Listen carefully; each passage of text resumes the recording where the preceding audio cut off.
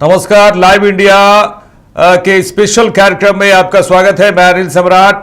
लालू यादव और तेजस्वी यादव की मुश्किलें फिर से बढ़ने वाली है। देखिए, खबर आई है जहां लालू तेजस्वी नौकरी के बदले जमीन घोटाला मामले की हम बात कर रहे हैं। नौकरी के बदले जमीन घोटाला मामले में प्रवर्तन निदेशालय ईडी ने पूर्व रेल मंत्री लालू प्रसाद यादव, उनके बेटे तेजस्वी यादव और 8 अन्य आरोपियों के खिलाफ मंगलवार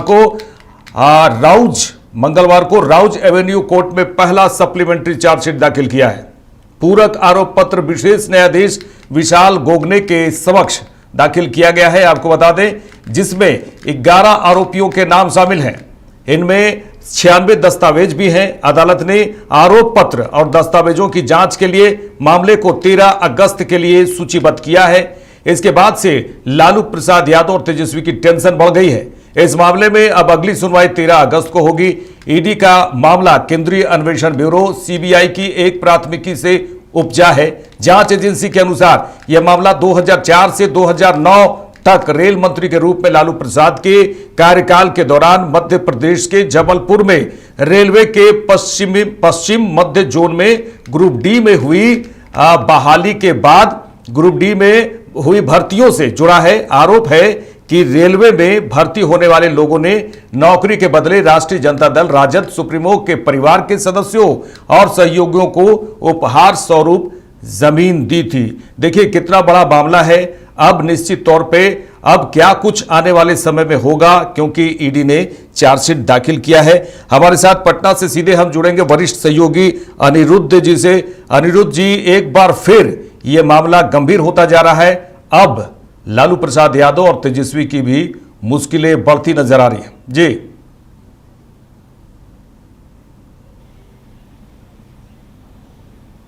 जी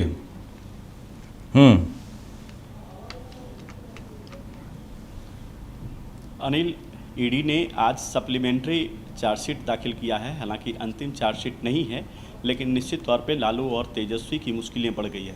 इसी केस में ईडी ने पहले राबड़ी देवी, मीसा भारती, हेमा यादव, इन लोगों पर जो है पहले सप्लीमेंट्री चार्जशीट दायर कर चुकी है।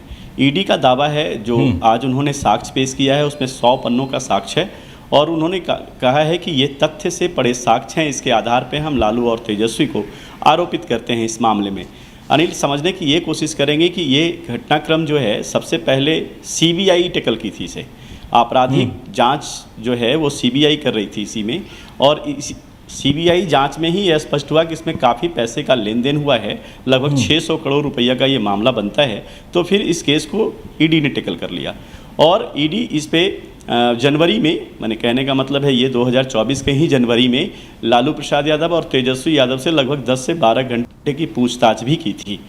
सीबीआई और की जांच अलग है, ईडी की जांच अलग है। सीबीआई के इसी केस में सीबीआई की अदालत ने लालू परिवार को बेल दे चुका है और ये ईडी का जो मामला है इसमें चार्जशीट इनका किया गया है, सप्लीमेंट्री चार्जशीट। 13 अगस्त को इस पर सुनवाई होनी है, डिटेल सुनवाई होगी और उस दिन कोर्ट भी गहन अध्ययन करेगी। जहां तक हमें जानकारी है कि कोर्ट ने यह भी स्पष्ट किया है कि 13 अगस्त को आप अंतिम चार्जशीट पेश कीजिए।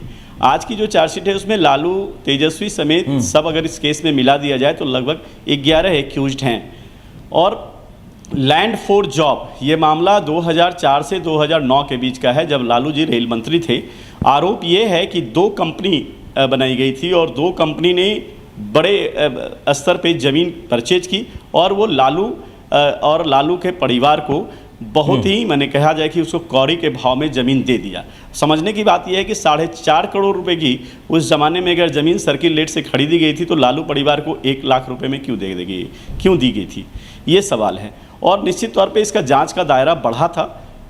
कई वर्षों में सीबीआई और जब जांच कर रही थी तो ये मामले सामने आए तो फिर ईडी ने जांच की। इसमें एक बड़ा ही अमित कात्याल नाम का एक आदमी है, वो अभी जेल में है। इसमें वो नवंबर में उसकी गिरफ्तारी हुई थी और वो अभी इसी केस में जेल में है। अमित कात्याल जो है वो लालू के बहुत ही संबंध, उनका कहा जाता है कि पारिवारिक है और उनके नाम से ही कंपनी चलती थी। हालांकि ये दिल्ली के रहने वाले हैं और दिल्ली में एक आज भी उनका बंगला है और उस बंगले को तेजस्वी बड़ा रिहायशी तौर पे उसको आज भी यूज करते हैं। वो friends colony, new friends colony Delhi में है।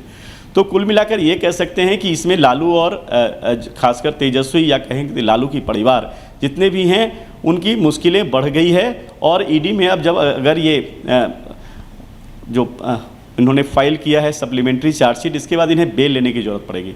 और ईडी से बेल थोड़ा सा मुश्किल होता है क्योंकि ईडी के पास पावर असीमित दिया गया है भारत के संविधान या भारत का जो ये ईडी जब बना 2005 में मनी लॉन्ड्रिंग एक्ट के तहत, तो उसमें इन्हें पावर दिया गया है। सीबीआई की पावर सीमित है लेकिन ईडी की पावर असीमित है। तो निश्चित तौर पे अब ये डर है कि कहीं ईडी गिरफ्तार भी न करे। लेकिन मुझे लगता है कि लालू और तेजस्वी या अन्य जो भी इनके सदस्य हैं अनिरुद्ध जी अनिरुद्ध जी, देखिए ये ग्रुप डी की हुई भर्तियों से ये जुड़ा पूरा मामला है और जिस तरह से ये जमीन के बदले नौकरी का मामला है, कई ऐसे छात्र रहे होंगे उस दौरान जिस समय मध्य प्रदेश के जबलपुर में बात हो रही है या फिर कहीं और भी जिस तरह से ग्रुप डी में जमीन के बदले नौकरी देने की बात हुई, कई ऐसे छात्र रहे होंगे जो जिस हालात में रहे हैं और जमीन के बदले समझिए कि जमीन एक तरह से दिया गया, किस तरह से वो अगर थोड़ी सी पीछे जाए तो किस तरह का वहां पर रहा होगा, किस तरह से वो खेल होता होगा। जी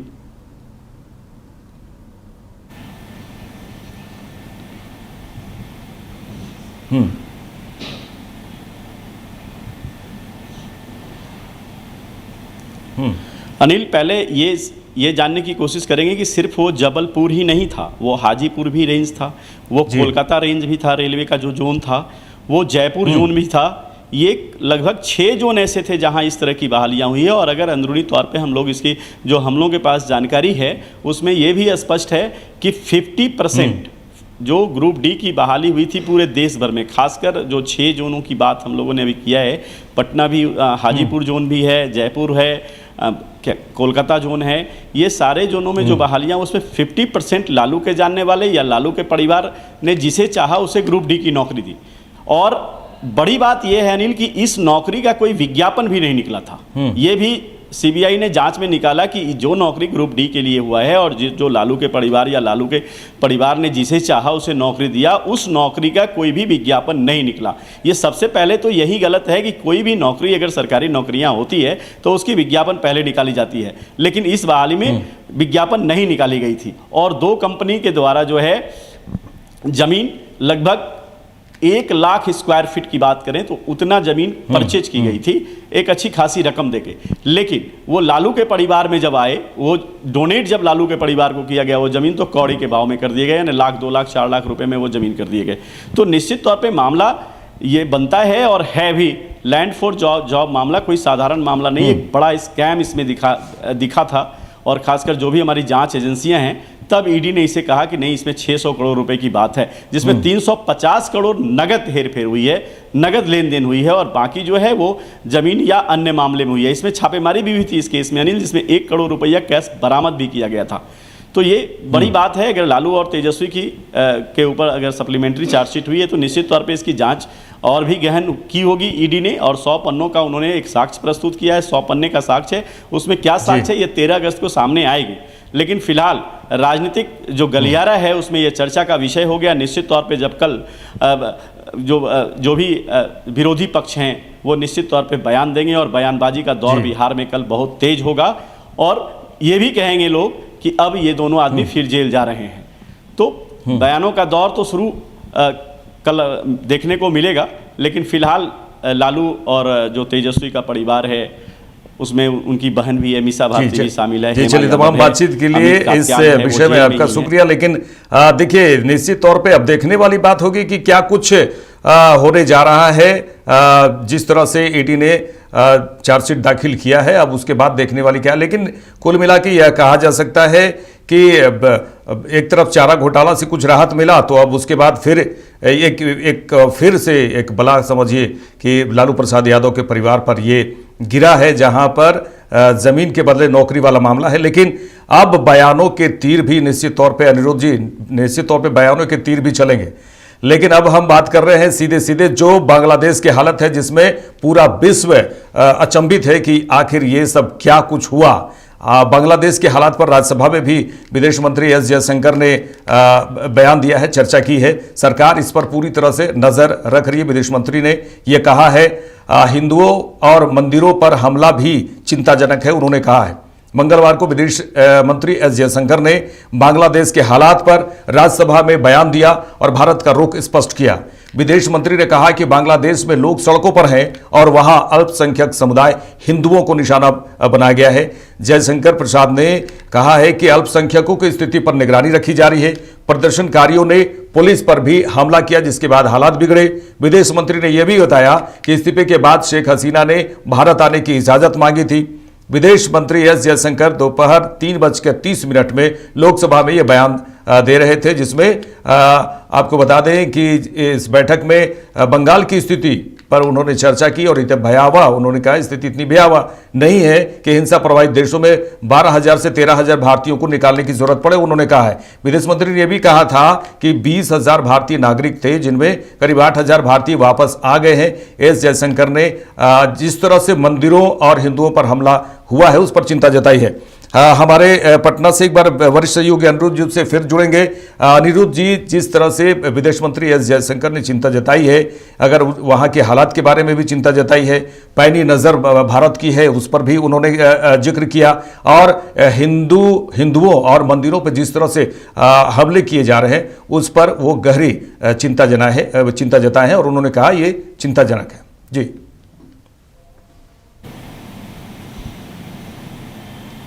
जी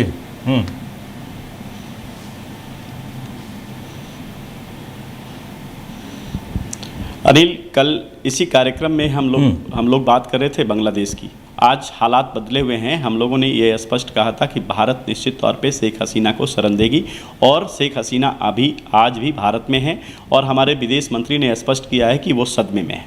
लेकिन उन्होंने ये भी कहा कि शेख हसीना को जहाँ जाना है वो स्वतंत्र हैं, हम उन्हें रोकेंगे नहीं। लेकिन उन्होंने ये भी कहा कि वहाँ जो है हिंदुओं पर हमले हो रहे हैं, यानी हिंदू वहाँ अल्पसंख्यक है। इसको समझने की कोशिश करेंगे, हिंदू अल्पसंख्यक है और अल्पसंख्यकों पे हमले हो रहे हैं, मंदिरों को तोड़े जा रहे हैं। इसमें कोई दो मत नहीं है। जिस तरीके से कल वहाँ आक्रोश था लोगों में, जिस तरीके से प्राइम मिनिस्टर हाउस में लोग माने खाना खाए, उनके चेयर पे बैठ के जिस तरह से देखा गया, जो वीडियो आई है कि किस तरीके का मजाक उड़ा रहे हैं वो प्राइम मिनिस्टर हाउस का, तो ये कोई बड़ी बात नहीं है। एस जयशंकर ने कोई गलत नहीं बोला। निश्चित तौर पे वहाँ मंदिरों पर हमले हुए होंगे और वहाँ की संसद भी भंग हो गई है। आज राष्ट्रपति ने भंग करने की सिफारिश कर दी है, यानी ये जो सरकार है। और एक बड़ी बात है कि जो पूर्व में नेता विरोधी दल थे, उन्हें 17 साल की सज़ा हुई थी 2018 में, और उन्हें जो है रिहाई, सेना के अधिकारियों ने ये बयानबाजी की, ये फरमान जारी किया कि उनकी रिहाई होनी चाहिए, और वो राष्ट्रपति ने उनकी रिहाई कर दी और वो जेल से बाहर भी आ गए। तो कहने का मतलब है, अगर ये छात्र आंदोलन है, अगर ये आरक्षण से जुड़ा हुआ मामला है, अगर ये लोगों का मामला है, लोग चाहते हैं कि ऐसा होना चाहिए, तो फिर उन्हें जिन्हें 2018 में 17 साल की सज़ा हो गई थी, उन्हें निकालने की ज़रूरत क्यों पड़ी? और अगर ज़रूरत पड़ी तो फिर वो सिस्टम से होनी चाहिए थी, यानी न्यायालय से होनी चाहिए थी। न्यायालय में अपील दाखिल होती। आनन फानन में 24 घंटे के अंदर अगर इस तरह की कार्रवाई की गई, तो हम लोगों ने जो कल बातचीत किया था कि ये राजनीति जो पार्टियां हैं वहाँ, उनकी सोची समझी साजिश है। चाहे जो भी अनिरुद्ध जी, आप बने रहिए। हम विदेश मंत्री एस जयशंकर की वो बयान को भी सुनेंगे जो उन्होंने राज्यसभा में क्या कुछ कहा है। Mr. Sheikh Hasina apparently made the decision to resign. At very short notice, she requested approval to come for the moment to India. We simultaneously received a request for flight clearance from Bangladesh authorities. She arrived yesterday evening in Delhi. The situation in Bangladesh, sir, is still evolving. The Army Chief, General Waqar-uz-Zaman, addressed the nation on 5th August. He spoke about assuming responsibility and constituting an interim government. We are in close and continuous touch with the Indian community in Bangladesh through our diplomatic missions. There are an estimated 19,000 Indian nationals there, of which about 9,000 are students. The bulk of the students, however, have already returned to India in the month of July on the advice of the High Commission. In terms of our diplomatic presence, in addition to the High Commission in Dhaka, We have assistant high commissions in Chittagong, Rajshahi, Khulna and Sylhet. It is our expectation that the host government will provide the required security protection for these establishments. We look forward to their normal functioning once the situation stabilizes. Chairman, sir, we are also monitoring the situation with regard to the status of minorities. There are reports of initiatives by various groups and organizations to ensure their protection and well-being.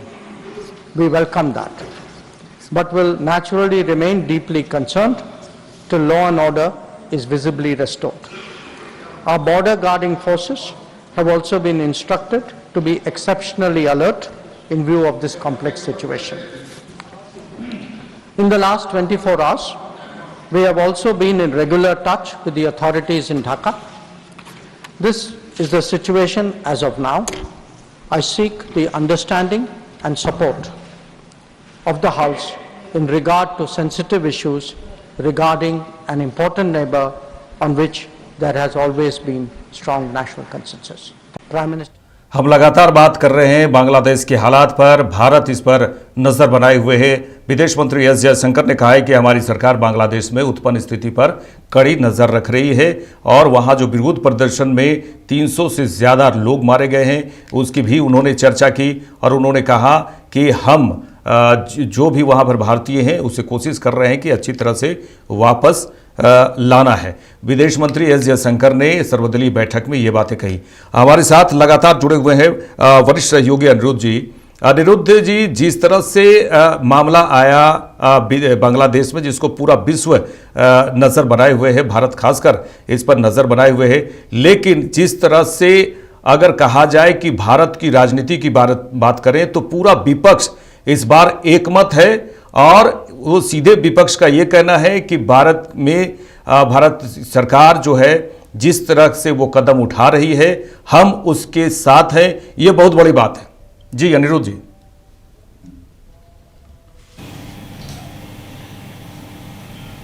जी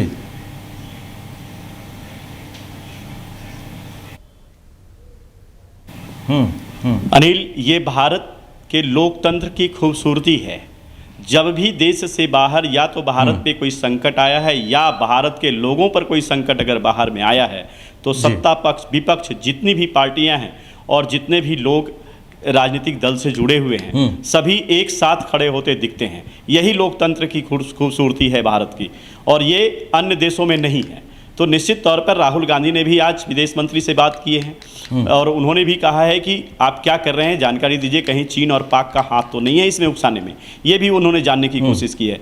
यानी कहने का मतलब है हर लोग आज बांग्लादेश के साथ हैं और बांग्लादेश से हम लोगों का कहा जाए अगर कहते तो व्याकरण के शब्दों में तो अन्योन्याश्रय संबंध है। बांग्लादेश में अगर कुछ भी होता है तो वो निश्चित तौर पे भारत को चोट पहुंचता है। अगर कोई वहाँ घटना घटती है, किसी भी प्रकार की बातें होती है तो चोट पहुंचता है और वो चोट भारत के पास है। प्रधानमंत्री खुद एस जयशंकर से आज अपडेट लिए हैं कि पूरी घटनाक्रम क्या है। एयर इंडिया की जो फ्लाइट है वो ढाका तक के लिए कल से खोली जा रही है, लेकिन शर्त ये है कि 5 जो अगस्त है उससे पहले का अगर टिकट है तो उसे ढाका भेजा जाएगा। तो और जो हमारे बॉर्डर इलाके हैं वहाँ भी सील किया गया और ये ध्यान रखा गया है कि कोई अगर सिविलियन हो तो निश्चित तौर पे वो क्या चाहता है, वो क्या करना चाहता है, उनकी स्थिति क्या है, इस पर भी अंदरूनी तौर से नज़र बनाने के लिए कहा गया है। हम लोग जानते हैं अनिल कि भारत में बांग्लादेशी घुसपैठी सबसे ज़्यादा है, लेकिन बावजूद हम लोग उनकी जो है एक तरफ से अगर हम लोग चाहें तो उसको जब चाहें तब निकाल दिया जाए, लेकिन भारत सब कुछ जानते हुए भी उन्हें पनाह दे रखी है कि गरीबी बांग्लादेश में बहुत ज़्यादा है, ये लोग जाएंगे कहाँ। हमारे यहाँ कई अगर देखा जाए पश्चिम बंगाल के इलाके में तो बहुत सारे बांग्लादेशी मिल जाएंगे जो गरीब हैं और निश्चित तौर पे जब उनसे हम लोगों को बात करने का मौका कभी मिला है तो उन्होंने कहा कि हम कहाँ जाएं, हमारे पास क्या है, हमारे पास तो अन्न पेट भरने के लिए जो है हम लोग कसमकस करते हैं, मेहनत करते हैं। अगर हमें भारत से भगा के अगर ढाका भेज दिया जाए, बांग्लादेश भेज दिया जाए तो हम लोग करेंगे क्या। तो ऐसे सवाल हैं। तो भारत ही एक ऐसा देश है जहाँ की संस्कृति सभ्यता आज भी जीवित है।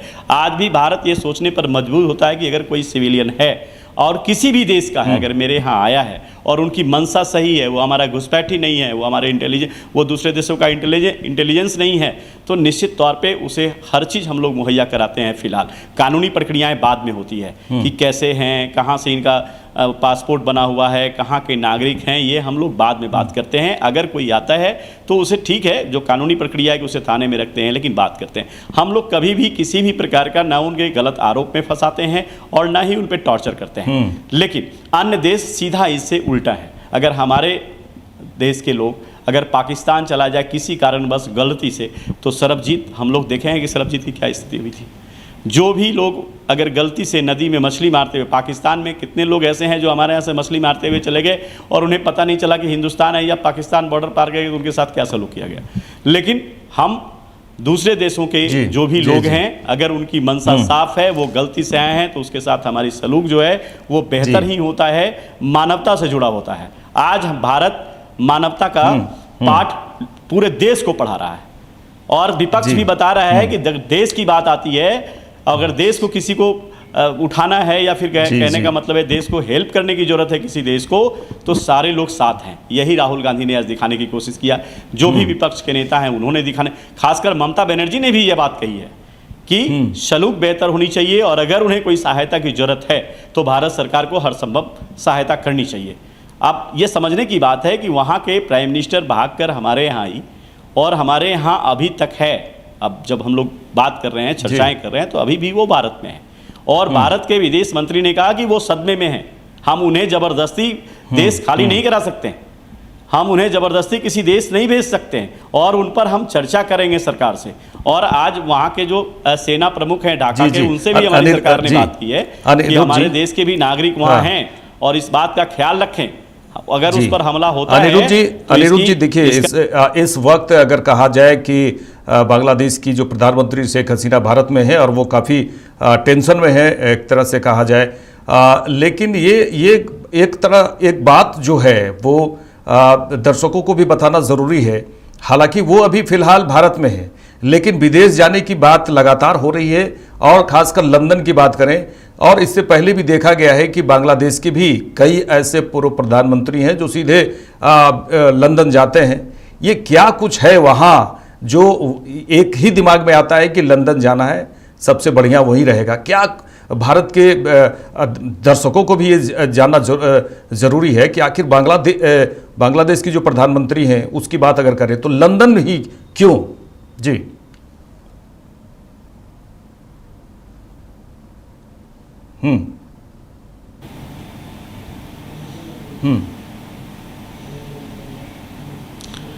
अनिल, लंदन यानी ब्रिटेन एक ऐसा देश है जो राजनयिकों को, दूसरे देश से आने वाले राजनयिकों को या दूसरे देश से जो पहले राजनयिक रहे हैं उनके लिए विशेष तौर पे वो व्यवस्था रखते हैं। हमारे यहाँ वो व्यवस्था नहीं है। हमारे यहाँ अगर कोई पासपोर्ट वीज़ा अप्लाई करेगा तो वो टूरिस्ट वीज़ा अप्लाई करेगा, लेकिन ब्रिटेन में एक चीज़ ये खासियत है कि अगर आप राजनयिक हैं, पूर्व राजनयिक हैं, तो आपके लिए विशेष वहाँ व्यवस्था है और वो जो वीज़ा का कहा जाए कि जो समय होता है वो बढ़ते जाती है कि बिना किसी कारण का भी ब्रिटेन में बढ़ते जाती है। तो वहाँ इन लोगों को रहना थोड़ा आसान है, वहाँ की नागरिकता भी टेम्प्रोरी तौर पे इन लोगों को मिल जाती है। तो ये कारण है कि चाहे पाकिस्तान से लोग भागे या फिर हिंदुस्तान से ही हमारे कई लोग हैं जो कि फ्रॉड करके भागे हुए हैं, तो चाहे बांग्लादेश से भागे, तो इन लोगों के लिए वहाँ एक विशेष तौर पे वो कहा जाए कि उनका संविधान में एक प्रावधान है कि दूसरे देश से अगर आते हैं तो उन्हें हम इतने दिनों तक रख सकते हैं। अगर कितने दिनों तक रख सकते हैं एग्जैक्ट हमें जानकारी नहीं है, लेकिन अगर इस पर हम लोग कल फिर चर्चा करेंगे तो पूरी जानकारी देंगे कि भारत माने ब्रिटेन के संविधान में एक ऐसा प्रावधान है कि बाहर के लोगों को और खासकर राजनयिक जो पूर्व राजनयिक रहे हैं उनके लिए एक टेम्प्रोरी व्यवस्था में उन्हें नागरिकता प्रदान की जाती है। तो इस पर अगर हम लोग कल चर्चा करें तो दर्शकों को और बेहतर बता सकते हैं कि क्या कारण है कि लोग ब्रिटेन ही भागते हैं। लेकिन हमें जो जानकारी है उनमें यही कारण है कि ये लोग इंग्लैंड सीधा भागने की कोशिश करते हैं, क्योंकि वहाँ अगर ये 2 साल भी रह जाते हैं, 3 साल भी रह जाते हैं तो बहुत विशेष इंग्लैंड में दिक्कतें नहीं होती है, इसलिए ये इंग्लैंड जाना चाहते हैं। हालांकि शेख हसीना के मामले में इंग्लैंड उदासीन है, वो जिसके कारण आज वो रुकी हुई हैं और सदमे में हैं। ये फिनलैंड की एक नाम आ रहा है कि वहाँ भी जा सकती हैं। खैर वो उनको सोचना है कि कहाँ जाएगी। सवाल ये था कि इंग्लैंड ही क्यों जाते हैं, तो जो मेरी जानकारी है उनके मुताबिक इंग्लैंड के संविधान में खासकर नागरिकता का जो वो खंड होगा उसमें एक प्रावधान है, विशेष प्रावधान कि कोई उसका अस्थायित्व माने अस्थायी तौर पे नागरिकता कुछ दिनों के लिए ले सकते हैं और उसे फिर बढ़ा भी सकते हैं। तो ये वो थोड़ा वहाँ आसान होता है, जो भारत या अन्य राज्यों में मुश्किल है कि आप टूरिस्ट वीज़ा में आए हैं तो आप 30 दिनों से ज़्यादा नहीं रह सकते हैं। कुछ देश ऐसे हैं जैसे कि मॉरिशस की बात करें, थाईलैंड की बात करें तो आप 90 दिन से ज़्यादा नहीं रह सकते हैं।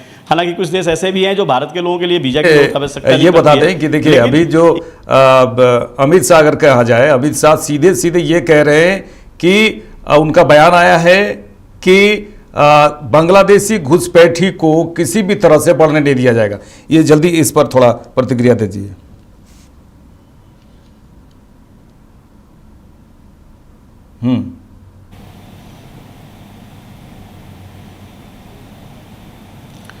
नहीं, इसे अनिल ऐसे समझा जा सकता है, निश्चित तौर पे हम अपने सुरक्षा पर भी ध्यान रखेंगे।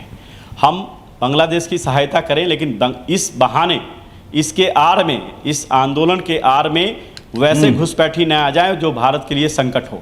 ये सरकार इस पर बखूबी नज़र रखी हुई है, बारीकी से नज़र रखी हुई है। हमारे जो भी बॉर्डर पे हमारे जो फोर्स लगे हुए हैं उसकी संख्या बढ़ा दी गई है और इस पर नज़र है। और इसमें कहीं कोई दो मत नहीं है कि हम अपनी सुरक्षा का ध्यान में रख के ही दूसरों को हेल्प भी करेंगे और करना भी चाहिए।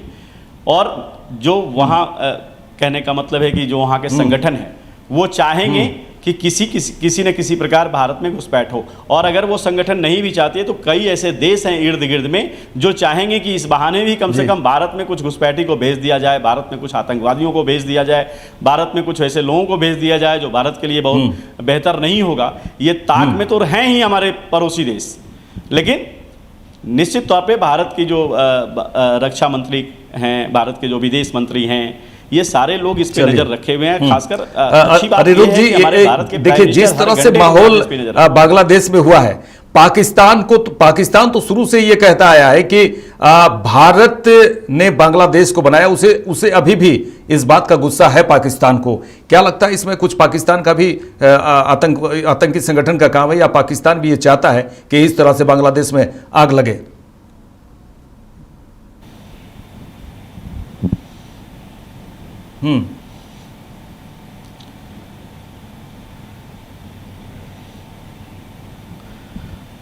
निश्चित तौर पे पाकिस्तान की मंशा न कभी साफ रही है और न रहेगी। और अभी जो जिस तरह का आंदोलन हुआ है तो पाकिस्तान अपनी घुसपैठी भी बांग्लादेश के रास्ते भेजने की कोशिश करेगा, लेकिन वो होने वाला नहीं है। निश्चित तौर पे बांग्लादेश को जो है वो हम लोगों ने बनाया है या भारत ने बनाया है, और इसमें पाकिस्तान का बहुत दाल गलने वाली नहीं है। पाकिस्तान को गुस्सा है, लेकिन जो बंटवारा है, अगर उसमें जाएंगे 1971 में क्या हुआ था, कैसे उनके सैनिक हमारे यहाँ सरेंडर किए थे, ये बड़ी बात है। बांग्लादेश को बनाना, अगर हमारे प्रधानमंत्री वो मानी जाती हैं आज भी कि कद्दावर प्रधानमंत्री थे, पाकिस्तान बांट दी, और बांटना भी चाहिए था। पाकिस्तान की मंशा साफ नहीं थी। आप कहाँ ढाका और कहाँ आपका इस्लामाबाद, विदाउट भारत आप कैसे इस्लामाबाद से ढाका जाएंगे और ढाका से इस्लामाबाद आएंगे? ये एक बड़ी समस्या थी भौगोलिक स्थिति से, और इसी का फ़ायदा ये उठाते थे पाकिस्तान हमेशा। लेकिन जब 71 में ये चीज़ युद्ध हुआ तो उस समय जो इंदिरा गांधी ने की, जो हमारे भारत की प्राइम मिनिस्टर ने की, वो निश्चित तौर पे एक बड़ा इतिहास बना और विश्व के मानचित्र में एक रेखा उभरा जो बांग्लादेश के नाम से जाना गया। और आज बांग्लादेश अगर है तो थोड़ा सा कल्पना कीजिए अनिल कि ये अखंड भारत था किसी जमाने में, और भारत की ये सभ्यता है, संस्कृति है। हम आज भी यहाँ के लोग अगर आपस में भी कहा जाए कि बंटवारा हो गया, हमारे खानदान में बंटवारा हो गया, हमारे गांव में बंटवारा हो गया, लेकिन अगर वहाँ थोड़ा सा भी खरोच आता है तो दर्द तो होता ही है। दर्द तो हमें पाकिस्तान के लिए भी होता है। याद कीजिए लाहौर बस यात्रा, हमारे अटल बिहारी वाजपेयी जब प्राइम मिनिस्टर थे तो उसमें क्या संदेश लेके गए थे कि हम बस से लाहौर आएंगे, लेकिन मिला क्या? कारगिल युद्ध। तो हमारी मंशा हमेशा साफ रही है, चाहे वो ट्रेन चलाने के मामले, ढाका तक ट्रेन चलती है हमारे यहाँ से, हमने लाहौर तक भी ट्रेन चलाने की कोशिश किया था और चलता भी था समझौता एक्सप्रेस, किस कारण से बंद हो गया?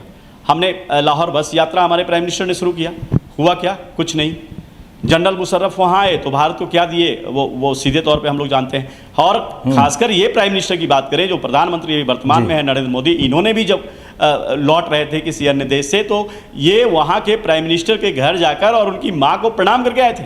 ये सभ्यता और संस्कृति दूसरे देशों में नहीं हो सकती है। ये भारत की संस्कृति है कि आप हमारे दुश्मन हैं, लेकिन अगर कोई इच्छा हो गई कि अगर हम मानते हैं कि वो हमारे ही पड़ोसी हैं, पड़ोसी नहीं बदले जा सकते हैं, कभी हमारा ही अंग हुआ करता था। और जो नवाज शरीफ है, उनकी माँ से भेंट करने प्रधानमंत्री नरेंद्र मोदी चले गए थे, बीच में अचानक उनकी कोई प्रोग्राम नहीं थी और सारी वेट किए थे उन्होंने। तो ये हमारा संस्कार है, हमारी संस्कृति है, और इसका हम लोग बड़े गर्व के साथ कह सकते हैं कि हमारी भारत के लोकतंत्र की खूबसूरती विश्व में सबसे बेहतर है। और हम अपनी सुरक्षा का भी बहुत ध्यान रखते हैं, हम अर्थव्यवस्था में भी मजबूत हैं। ऐसा कोई बात नहीं। पाकिस्तान का हाल क्या हुआ और अभी हाल क्या है, श्रीलंका में क्या हुआ, हमास क्या किया, वहाँ सारे कंट्री को देख लीजिए कि हो क्या रहा है सब जगह। लेकिन भारत आज भी कोरोना काल के बाद भी आज भी हम स्टैंड हैं। आज भी हमारे यहाँ जो है अन्य राज्य देशों से मिला है। तमाम बातचीत के लिए आपका शुक्रिया। तो दर्शकों को ये बता दें कि इस पूरे घटनाक्रम में, बांग्लादेश के पूरे घटनाक्रम में पूरे विश्व की नजर तो है, लेकिन खासकर भारत की विशेष नजर इस पर है। और ये भी बता दें कि लगातार पक्ष हो या विपक्ष, इस मामले में पूरी तरह से एकजुटता नजर आ रही है। इसमें विपक्ष का ये भी कहना है कि भारत सरकार जो भी कदम उठाएगी हम उसके साथ हैं। ये बहुत ही बड़ी बात इस वक्त नजर आ रही है। इस पूरे घटनाक्रम की बात करें तो हमारे अगर बॉर्डर की बात करें, सुरक्षा की बात करें, तो पूरी तरह से बॉर्डर में चौकसी बरती जा रही है। बीएसएफ को अलर्ट रहने को कहा गया है और इस पूरे मामले में किस तरह से निपटा जाए, इसको लेकर भी विपक्ष, पक्ष और विपक्ष दोनों लगातार बैठकें कर रहे हैं। लगातार बैठकों का दौर भी हुआ। विदेश मंत्री ने कई ऐसी बातें भी कही हैं, कुछ चिंता भी जताई है कि अगर मंदिर और हिंदुओं पर हमला हो रहे हैं तो उसको लेकर भी चिंता जताई है। लेकिन कोशिश किया गया है विदेश मंत्री के द्वारा भी कि सर्वदलीय बैठक हो और इसमें एक राय हो कि आगे क्या कुछ कदम उठाया जाए। फिलहाल अगर कहा जाए कि बंगाल के प्रधानमंत्री शेख हसीना फिलहाल भारत में है, लेकिन अगला क्या कुछ कदम होगा उनका, ये कुछ स्पष्ट नहीं है। लेकिन पूरी तरह से भारत इसमें एकजुट है, पक्ष और विपक्ष एकजुट है और सर्वदलीय बैठक का दौर लगातार चल रहा है। इस खास पेशकश में भारत की बात में इतना ही। मुझे दीजिए इजाजत। नमस्कार।